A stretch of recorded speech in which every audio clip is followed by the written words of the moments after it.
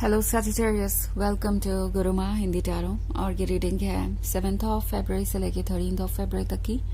तो चलिए देखते हैं आपके लिए क्या मैसेजेस है इस वीक में और आप क्या एक्सपेक्ट कर सकते हैं अपनी लव लाइफ में। Messages for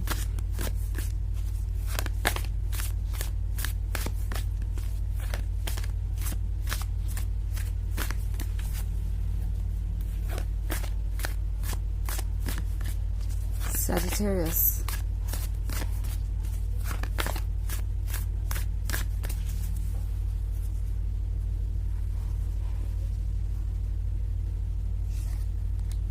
Death, the Emperor, King of Wands, Knight of Wands, and Seven of Wands.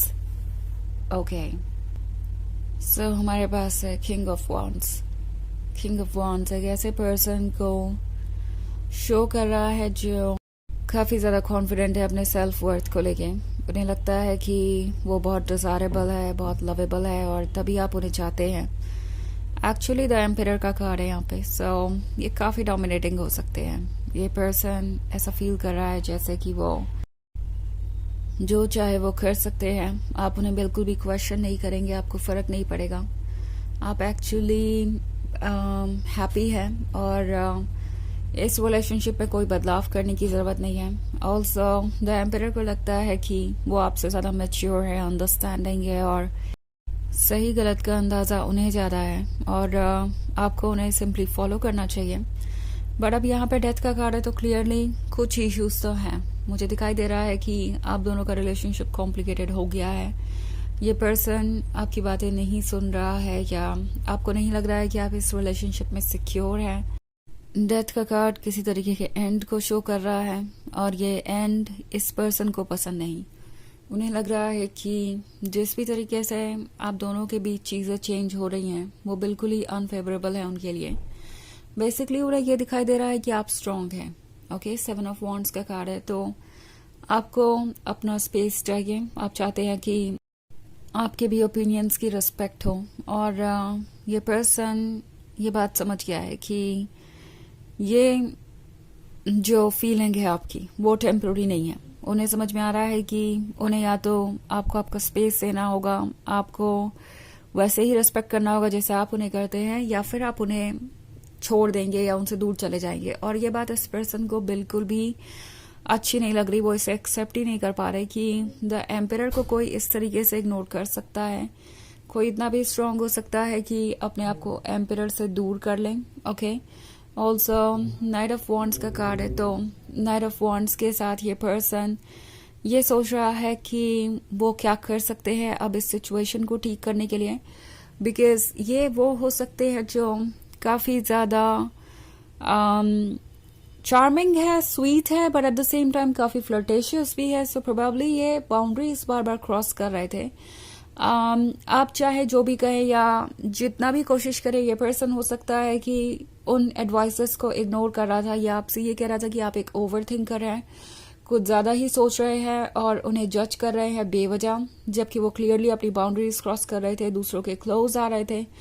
सो ये नाइट ऑफ वॉन्ड्स अब ये रियलाइज कर रहा है कि इस तरीके की मैच्योरिटी और इस तरीके का माइंड गेम यहाँ वर्क नहीं करेगा। ये पर्सन सरप्राइज है सजिटेरियस कि आप उनसे एक्चुअली दूर रह सकते हैं। आप इमोशनली इतने स्ट्रांग है कि आपको ये पता है कि आप उनके बिना भी कंप्लीट थे और उनके बिना भी कंप्लीट ही रहेंगे। ये बात इस पर्सन को काफ़ी ज़्यादा अपसेट कर रही है। उन्हें ये भरोसा हो गया था कि आप उनके बिना नहीं रह सकते और वो जो चाहे वो ओके होगा। इट्स लाइक आपकी इमोशनल नीड है वो और उनसे दूर जाकर आप कभी खुश नहीं रह पाएंगे। सो वो जो भी कॉम्प्रोमाइजेस चाहते हैं आप वो कॉम्प्रोमाइजेस करते जाएंगे। तो अब जो डिफरेंट स्टोरी उन्हें दिखाई दे रही है वो इस पर्सन के लिए काफ़ी सरप्राइजिंग है। हालांकि ये एक जनरल रीडिंग है तो ये सबसे रेजोनेट नहीं करेगी। एनर्जी रिवर्स हो सकती है अगर आप क्रॉस वॉचर हैं। इसके अलावा अगर आप पिछले वीक की रीडिंग देखना चाहें या ईयरली रीडिंग देखना चाहें 2025 की, तो उसका लिंक आपको डिस्क्रिप्शन बॉक्स में मिल जाएगा हमेशा की तरह। सो चलिए आगे बढ़ते हैं और देखते हैं और क्या मैसेजेस हैं आपके लिए।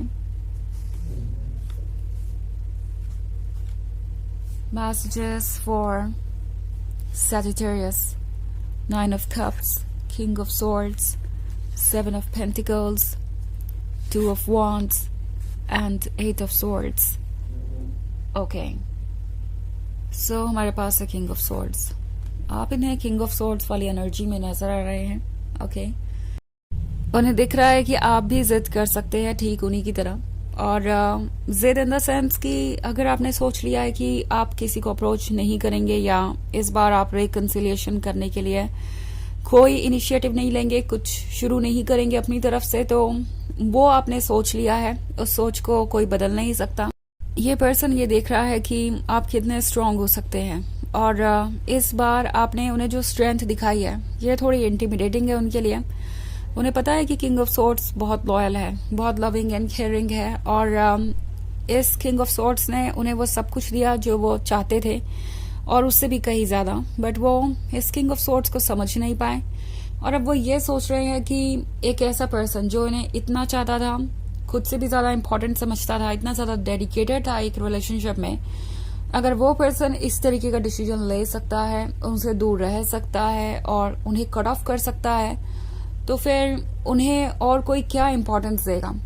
तो ये इनके लिए काफी सरप्राइजिंग था. शुरुआत में इन्हें लग रहा था कि वो आपकी कमजोरी बन गए हैं और अब आप यहाँ से कहीं जा नहीं पाएंगे, आपको उनका साथ चाहिए ही चाहिए.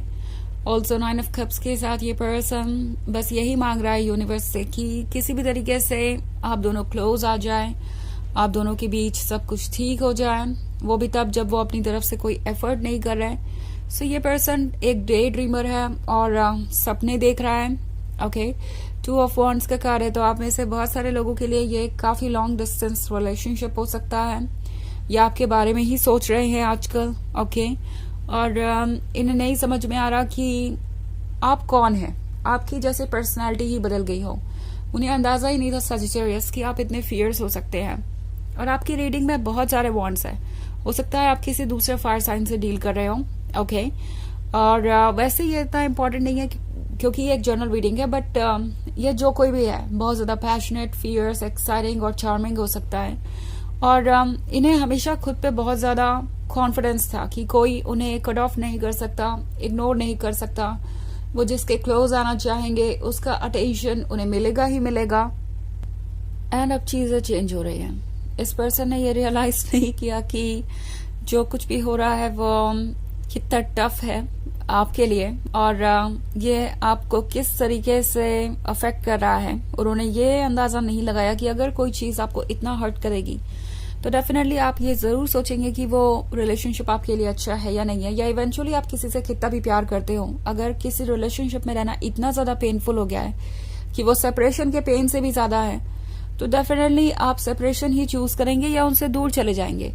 सो अब ये पर्सन समझ रहा है कि उनसे क्या गलती हुई है. ऑल्सो 8 ऑफ सोर्ड्स का कार्ड है, तो हो सकता है यहाँ बहुत सारे लोग थे जो उन्हें एडवाइसेस दे रहे थे या उन्हें ये कह रहे थे कि ये रिलेशनशिप उनके लिए सुटेबल नहीं है. आप एज अ पर्सन उनके लिए एक अच्छे लवर साबित नहीं होंगे.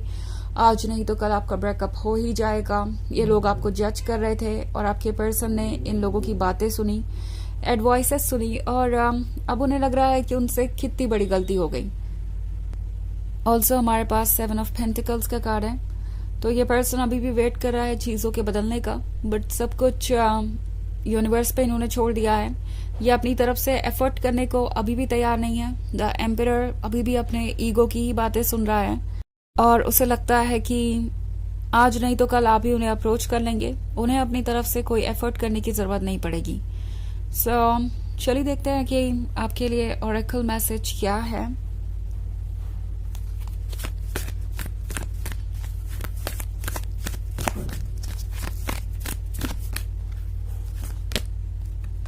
El Moria, awakening presence. The universe is with you. Wear a cloak of protection and love.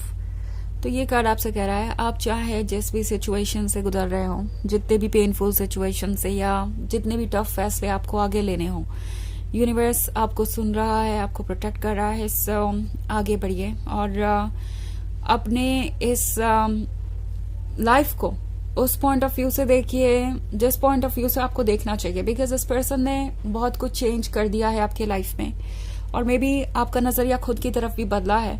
सो अगर आप खुद को पहचाने, एक बार देखें ध्यान से, तो आपको समझ में आ जाएगा कि आप कौन हैं और आप आगे बढ़ पाएंगे।